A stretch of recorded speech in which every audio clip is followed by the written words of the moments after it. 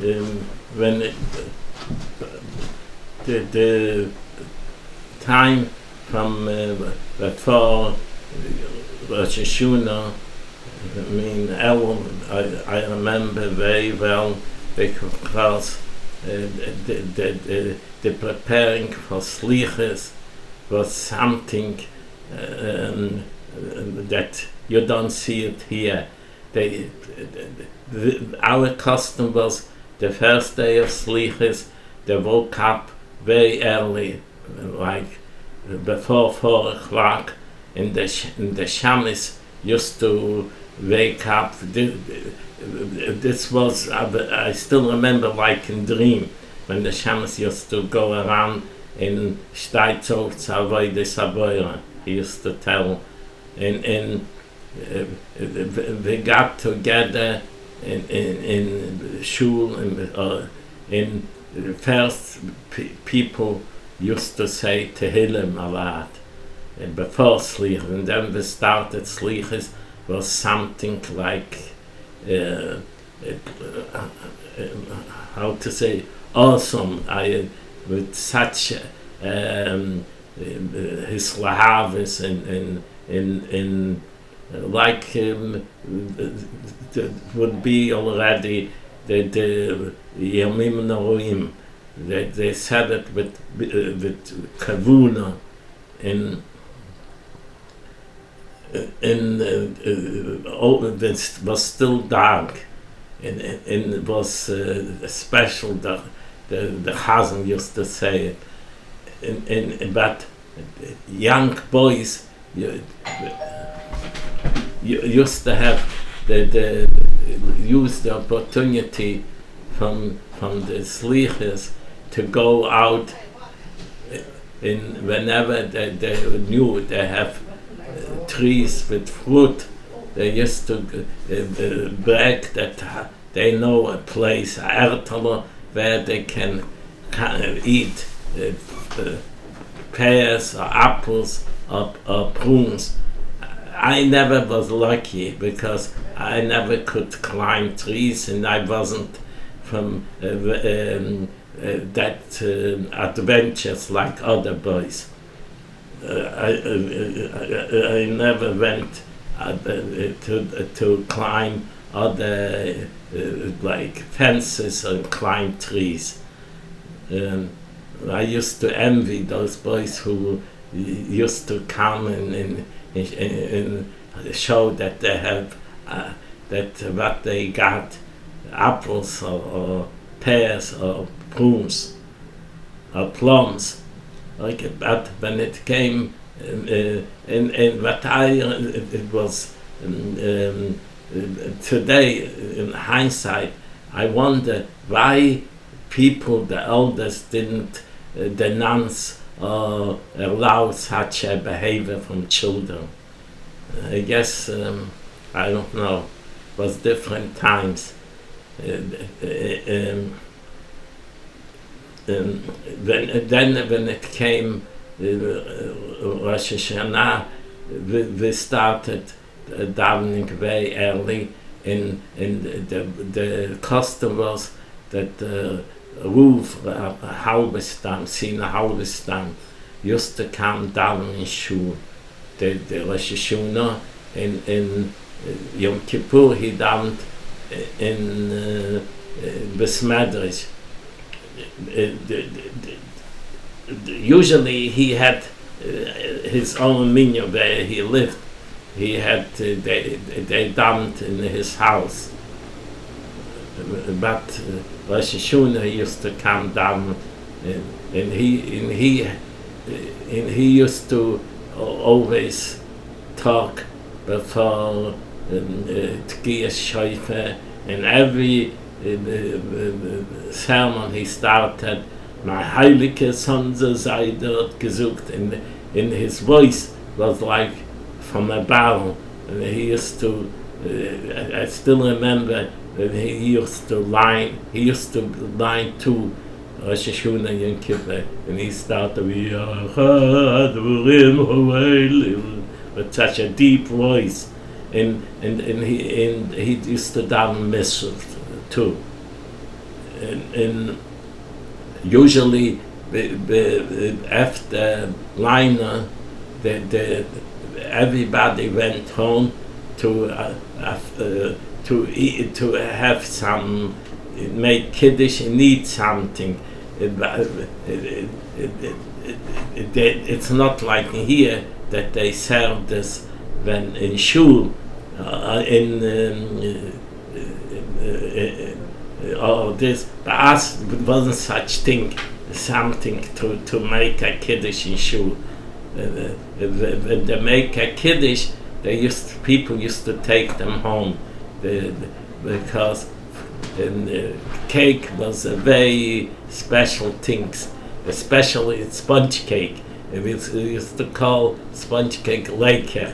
And I never forget when my father, sometimes he went to some simcha,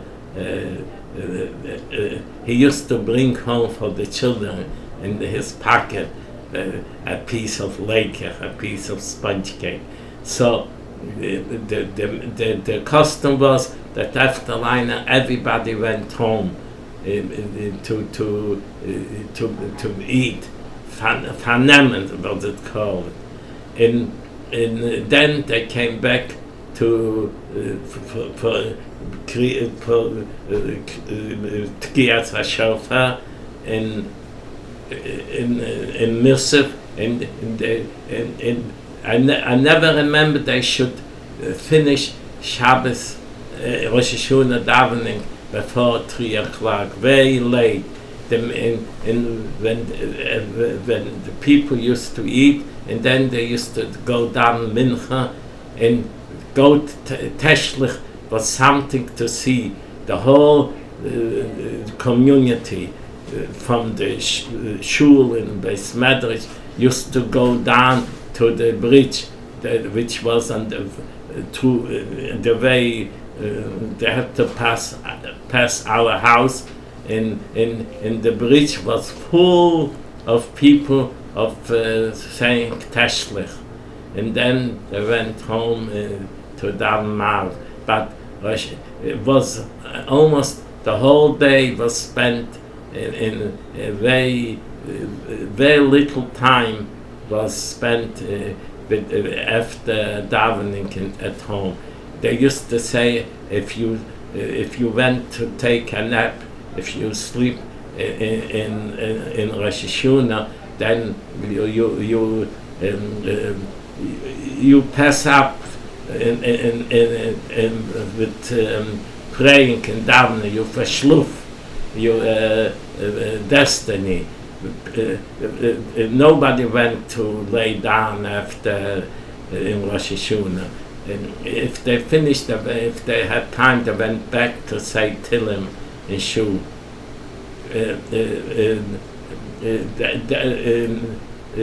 After Rosh Hashana, especially when it came, Erev Yom Kippur was a very special day. My father used to go to daven Mincha, and by Mincha in shul before the Ula Kodesh there was a man with a piece of carpet on the floor, but because in shul they had a stone floor, and the people used to pay him something, and they kneel down on their knees and their head down, and he used to give malchus. The stick had retzuis from twin a few, and leather straps. Retzuis, it straps from twin in a stick. That's how he used to get, and he used to give him a quarter. And when they said malchus, when they was getting malchus, they used to say vidder. As a kid, I found very strange that to see my father kneeling down to get the malchus. In shul, when it comes to when it came before the davener, is my father's two sisters used to get dressed up in white in the same thing, and his Hamshul's, his brother's wife, Tante Pearl, and everybody used to come to our house to wish good year, and they used to cry bitterly. In Zahava and me, we were small children, and we couldn't keep. We couldn't get hold of ourselves. We used to look at each other and laugh, and then we felt very guilty. To see, grown-up people crying so bitterly to wish each other good year. In my father, in Erev Yom Kippur, he used to give a special blessing for everybody, the girls. Usually, Saturday before Kiddush, I used to get the blessing, but the girls not. Only Erev Yom Kippur, he blessed everybody. Of course, this goes back how many? About 80 years or more, because when my father passed away, I was only 13. In the last year, he wasn't already himself. He didn't prefer. He didn't leave the house for almost I would say 10 months.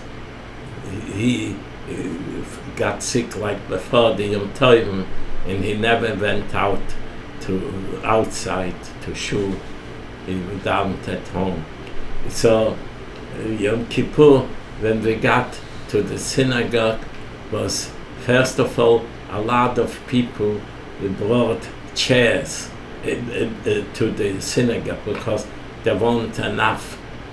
The benches weren't enough, so they put before around our shul was benches around fastened to the wall, and everybody had his own stender. The stender you had to bring from home. In Yom Kippur you don't wear shoes, so people used to go to shul. We didn't have sneakers like they have here, so they used to wear the shoes to shul. And in shul they take off their shoes, and they were sitting in the socks. Next to me was Eisenberg. He had a horse with straw. I always remember he used to bring some straw to put on the floor, not to have his foot on the floor, on the stone floor. Then when it to Kol Nidra, they used to take out all the Sifrei Torahs, and they had a lot of Sifrei Torahs. In the shul was packed with non-Jewish. The Polish people used to come and to see. I don't know from where this custom was, but every Yom Kippur night they used to come and to watch how the Jews prays. In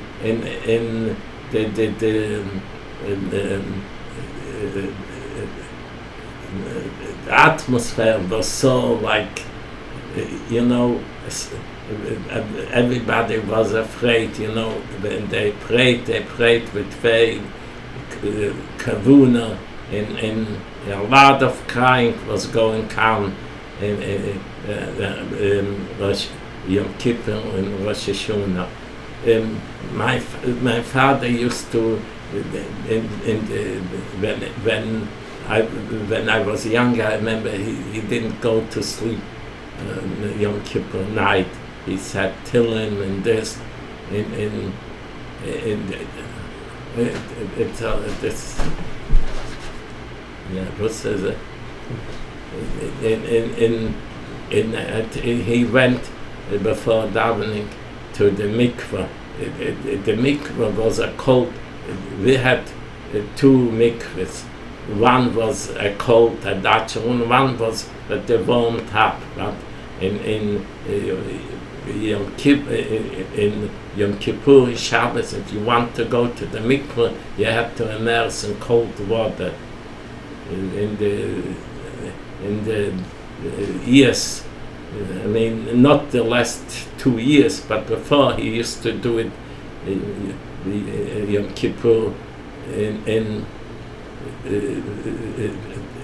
the davening was, especially when they said in the Sana Turkev, you could hear the crying from the woman's shoe. As the woman had annex next to the shul, and there were windows which were open, they could hear davener. It was a separate building, or It was the same building. It was. It was. Maybe it's the same building, but it wasn't as tall as the shul. It was much lower, and it had opening that they could hear davener. Especially when it came to the Sana Turkic, you could hear the crying, or vividly hear the crying. In children used to come to shul and used to bring to eat challah with a piece of chicken or egg, in an apple at the time.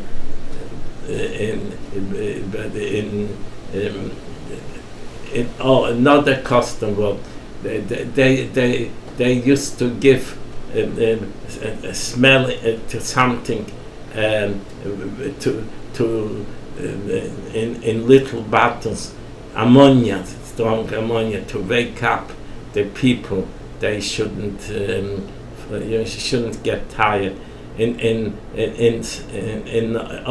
The shul Yom Kippur, they used to put huge candles in the forefront. They had a place like it was like a huge argas chest. Like around was this, and it was sand in the middle, and they used to put in candles there, bring to shoot the long candles.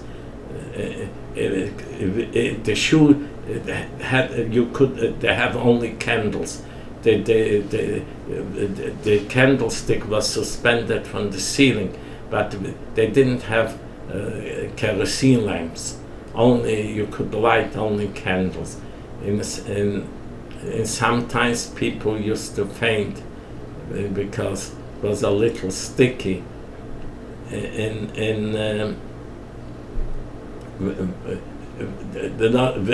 After we finished Yom Kippur, the davening, and people used to go home and take a bite, because they had to cook the food. It wasn't like here, you could prepare, they didn't have refrigeration. So everybody made Kiddush and took a bite. Made Abdullah and took a bite, and then went out to the market to buy schach. Schach ba'as was only what is pine branches. Pine branches. How do you call it?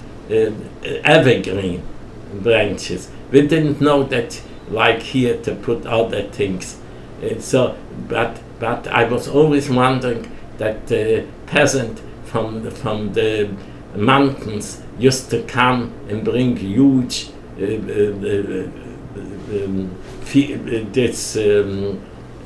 agalot wagons with schach. And usually when you bought a wagon, you used to share it 2 or 3 people, and then after you bought the schach, you took the heart, the branches in your hand, and you walked down, and we had dirt road, and it used to be like a wak, Dust. a dust. We made the pulling the schach. This was done every year, right after Yom Kippur. And they brought the schach. Usually, we had for Sukkot, we had a camera, how to say, where we kept food, but we had The shed?